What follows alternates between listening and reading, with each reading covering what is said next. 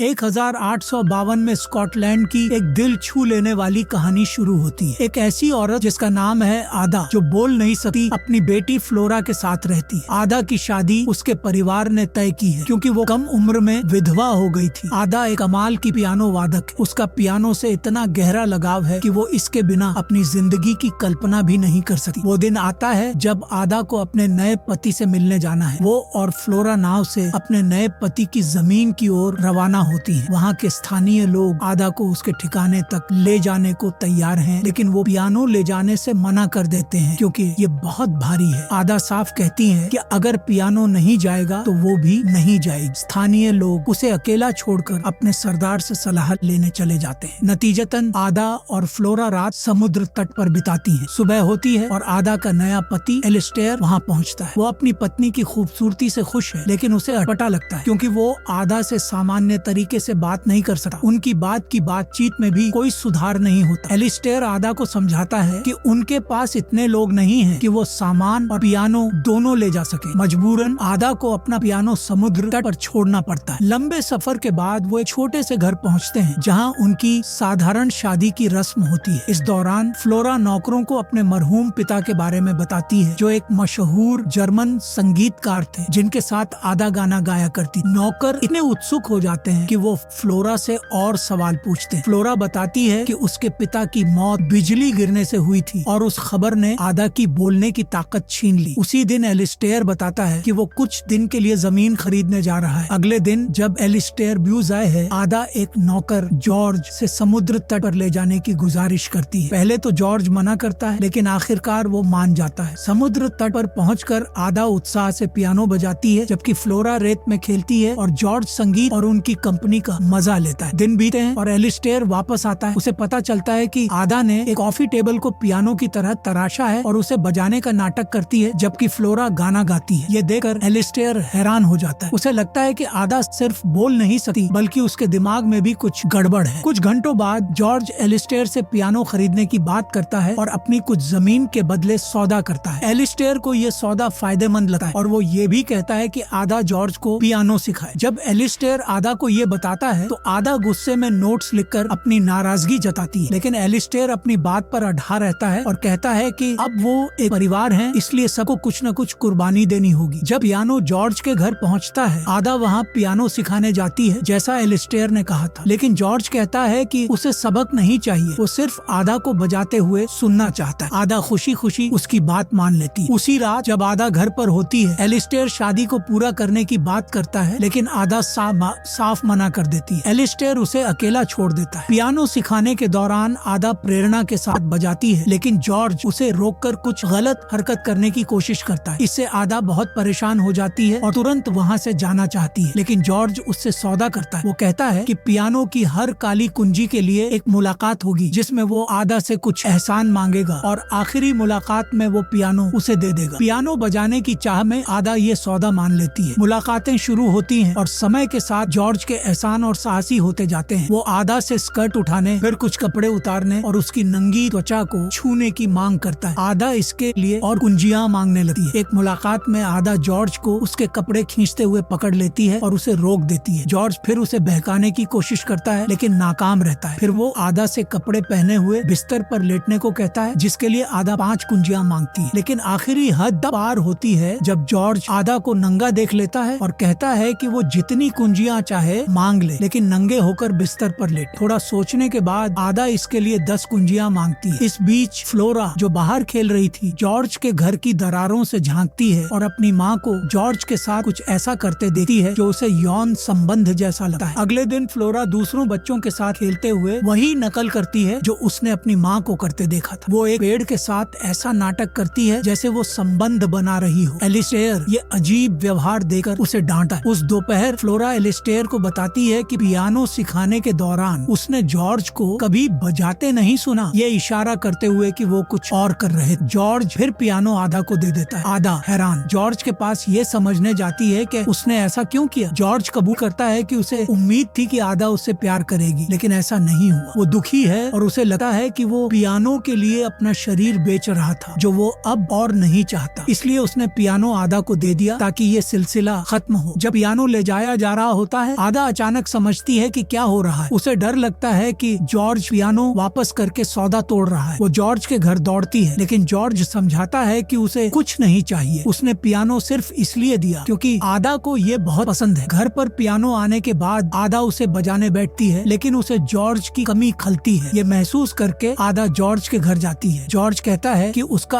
आदा के लिए प्यार उसे बीमार कर रहा है। वो कहता है कि अगर आदा उसका प्यार नहीं लौटाएगी तो उसे तुरंत चले जाना चाहिए, लेकिन जॉर्ज के आश्चर्य में आदा कबूल करती है कि वो उससे प्यार करने लगी है। दोनों मौके का फायदा उठाकर एक दूसरे के साथ वक्त बिताते हैं। इस बीच एलिस्टेयर, जो आदा को ढूंढ रहा था, जॉर्ज के घर पहुंचता है। उसे अजीब आवाजें सुनाई देती हैं और दरार से झांककर वो अपनी पत्नी को जॉर्ज के साथ कपड़े उतारते और प्यार भरे पल बिताते देखता है। आदा और जॉर्ज के संबंध के बाद जॉर्ज उसे फिर आने के लिए मनाने की कोशिश करता है, जबकि एलिस्टेयर सब कुछ सुनता है जो घर के फर्श के नीचे छिपा हुआ है। इसके बाद एलिस्टेयर आदा को जंगल में मिलता है और उस पर हमला करने की कोशिश करता है, लेकिन फ्लोरा की चीख से रुक जाता है क्योंकि स्थानीय लोग आदा का पियानो बजा रहे हैं। एलिस्टेयर आदा और फ्लोरा को रात में ताले में बंद कर देता है ताकि वो जॉर्ज से न मिले, लेकिन एक रात फ्लोरा जॉर्ज के कमरे में चुपके से जाती है और उसे बहकाने की कोशिश करती है, लेकिन जब जॉर्ज उसे छूने की कोशिश करता है तो वो मना कर देती है। सुबह नौकर एलिस्टेयर को बताते हैं कि जॉर्ज और स्थानीय लोग जल्द ही जाने वाले हैं। ये खबर आदा तक पहुंचती है और वो उदास होकर एक दुख भरी धुन बजाती है जो उसके पति के जाने के गम को दर्शाती है। अगली रात आदा फिर वही करती है। एलिस्टेयर उसे पाने की गुजारिश करता है, लेकिन आदा फिर मना कर देती है। एलिस्टेयर को लगता है कि शायद बंदिश की वजह से ऐसा हो रहा है, इसलिए वो घर के खिड़की दरवाजे खोल देता है और आदा व फ्लोरा को आजाद कर देता है। वो कहता है कि वो उन पर भरोसा करेगा, लेकिन मौके का फायदा उठाकर आदा एक पियानो की कुंजी लेती है और उस पर जॉर्ज के लिए एक संदेश लिखती है जिसमें वो उसे अपने दिल का मालिक बताती है। वो फ्लोरा से इसे जॉर्ज तक पहुंचाने को कहती है। फ्लोरा पहले मना करती है क्योंकि वो एलिस्टेयर को अपना नया पिता मानती है और जॉर्ज से नफरत करती है, लेकिन आदा उसे मजबूर करती है। आखिरकार फ्लोरा वो कुंजी जॉर्ज को देने की बजाय एलिस्टेयर को दे देती है क्योंकि वो अपने नए पिता को धोखा नहीं देना चाहती। संदेश पढ़कर एलिस्टेयर गुस्से से आग बबूला हो जाता है। वो एक कुल्हाड़ी उठाता है और कुछ भयानक करने के इरादे से निकल पड़ता है। थोड़ी देर बाद एलिस्टेयर खाली हाथ लौटता है और आदा पर हमला करता है। वो उसे कुल्हाड़ी दिखाकर धमकाता है और दीवारों से टकराकर मारता है। गुस्से और धोखे से अंधा होकर एलिस्टेयर आदा को घर से बाहर ले जाता है और कुल्हाड़ी से उसकी एक उंगली काट देता है, जिससे वो अब कभी पियानो नहीं बजा सकती। फिर वो उस कुंजी को फ्लोरा को देता है और उसे जॉर्ज तक पहुंचाने को मजबूर करता है। डरी हुई फ्लोरा जॉर्ज के पास पहुंचती है, जो ये सोचकर बहुत घबरा जाता है कि एलिस्टेयर आदा को मार डालेगा। इस बीच एलिस्टेयर आदा की कमजोर हालत का फायदा उठाने की कोशिश करता है। आदा खून बहने से बेहोश है, लेकिन जब वो होश में आती है तो एलिस्टेयर अपनी हरकत रोक देता है। कई घंटे बीते हैं और रात में एलिस्टेयर हथियार लेकर निकलता है, शायद जॉर्ज को मारने के इरादे से। जॉर्ज तब एलिस्टेयर के घर पहुंचता है और उस पर राइफल तान देता है, लेकिन जॉर्ज के आश्चर्य में एलिस्टेयर सोचता है और महसूस करता है कि आदा वाकई जॉर्ज से प्यार करती है। वो आदा से उसे अपने साथ ले जाने को कहता है। सुबह होती है और आदा व फ्लोरा जॉर्ज और स्थानीय लोगों के साथ जाने की तैयारी करती हैं। वो नाव पर सवार होते हैं और आदा का पियानो भी साथ होता है। समुद्र के बीच में आदा जॉर्ज से एक हैरान करने वाली गुजारिश करती है। वो कहती है कि पियानो को समुद्र में फेंक दे। पहले तो जॉर्ज मना करता है क्योंकि उसे पता है कि आदा को पियानो कितना प्यारा है, लेकिन आखिरकार वो अपनी प्रिय की इच्छा का सम्मान करता है और पियानो को समुद्र की गहराई में फेंक देता है। लेकिन जैसे ही पियानो डूबता है, उससे बंधी एक रस्सी आदा के पैर में उलझ जाती है और उसे भी साथ खींच लेती है। आदा को लगता है कि अब सब खत्म हो गया, लेकिन चमत्कारिक ढंग से वो खुद को आजाद कर लेती है और सतह पर वापस आ जाती है। उसे लगता है कि किस्मत ने उसे एक और मौका दिया है और उसकी आवाजें भी वापस आ जाती है। कुछ समय बाद आदा फ्लोरा और जॉर्ज के साथ खुशी से रहती है। वो धातु की उंगलियों के साथ पियानो सिखाती है, समुद्रों को पार करती है और धीरे धीरे अपनी आवाज से बोलना सीखती है। लेकिन कभी कभी वो उस पियानो के बारे में सोचती है जो समुद्र की तलहटी में पड़ा है और कल्पना करती है कि अगर वो उसके साथ मर गई होती। अगर आपको ऐसी दिलचस्प मूवी रिकैप्स पसंद हैं तो लाइक, शेयर और सब्सक्राइब करें। हमारी और मूवी रिकैप्स के लिए हमें फॉलो करें।